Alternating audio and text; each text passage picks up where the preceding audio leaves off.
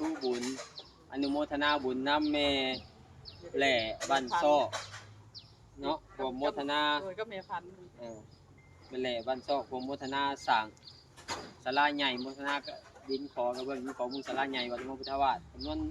1,000 บาทเนาะสาธุอนุโมทนาบุญนำ แม่พันธุ์ฝากมา แล้วก็แม่ แม่พันธุ์ แม่พันธุ์เนาะร่วมโมทนาดินขอมุงศาลาใหญ่วัดหลวงพ่อพุทธวาสอีก1,000 บาทสาธุครับแล้วก็อยากก่อน แม่เวียงพรบ้านซอกร่วมโมทนาตื่มอีก